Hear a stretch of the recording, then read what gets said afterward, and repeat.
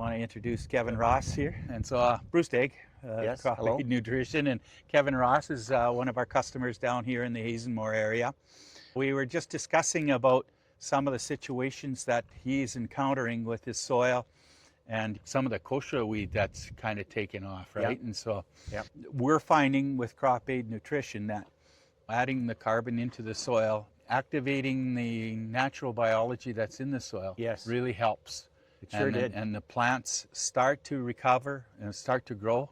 I think you experienced that, didn't you, Oh, Kevin? immensely this year. It was the best one so far because we've had the rain to get the crop to come. Some of those heads on that spring wheat is like this. And they've only been like this in the dry times. Like it was hardly even worth going to look and go combine it, but we did. But like there's a crop there, and it's like night and day. Yeah.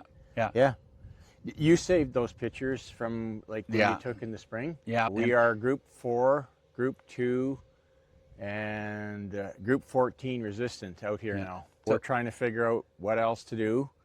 When I was talking with John Deere earlier today, they are fixing 6 cultivators completely. Guys are pulling out of their French corners and they're bringing John Deere colors in, going to go completely right through it. Yeah. Cheaper to fix it than it is to go and to buy new. We've tried mowing, we've tried baling, and we've tried burning, and nothing seems to do anything. Yeah.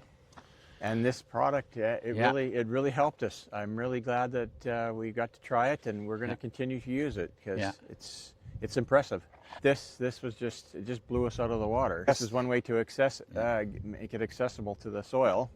And it's just something new to try, and we've had really good results with it. So it's our old school thinkings are just that, old school. We've been doing it here since 1991, and maybe we should change some thinkings. So that's where we're at. It's just night and day for the lack of the weeds, and just there's a cover crop there. A lot of the places there was just nothing. It was just well, I wouldn't say completely white with salt, but there was just no crop in it, and it's complete. Like the field is covered, and just beautiful height on the spring wheat and beautiful heads, and Well, it just utilized the nutrients that were there a lot better. It just really, it didn't make me feel so downtrodden, I guess, and just brought me back to thinking that I could actually do something with that soil, because with all the dry years that we've had and all the different chemicals that we've tried and the bad success that we've had with all these chemicals, it's just night and day. Like it's just really nice to see. As farmers, we go and look at it and we want it to, we have a specific thinking in our mind what our crop is supposed to look like, and if it doesn't look like that, like it bothers us. Yeah. It really bothers us. It was like I seeded it. Like we're on 12-inch spacing for our seeder, and it looked like I seeded it. Yeah. That's how thick it was. If people are short of hay, they will cut the koschia weed and feed it, but they have to be really short of hay. I'm looking for a new opportunity to try something new, because what we've been trying just isn't working. So it's not a bad thing to go give it a try. And with farming, a lot of times you're experimenting. Does this work? Will that work? Can this work? And yes, it does work. Yeah. And we can see it. Since 1991, we've been trying to, like we used to till a lot down here, and we've been going to that continuous cropping thing, trying to, keep the soil covered. So we're trying to stop erosion and save our moisture and all that kind of stuff. And then this is just the next step in trying to help with the soil the way we, so that we know what ingredients we have and how to help us in the future. Because like the weeds are taking over, so we've got to try and do something. Like it's not just koschia weed. Like we've got wild oats that's resistant to chemical. We've got what are those ones with the pretty yellow flowers? Oh, narrowleaf hawksbeard are bad. And then we've got Japanese brome, and we've got downy brome, and we're using some old school thinkings with that to try and get rid of the Japanese brome and the downy brome too. So. But yeah, we need to control the weeds, and then that gives us a better chance to have a beautiful crop. And that's our goal at the end of the day, is a beautiful crop.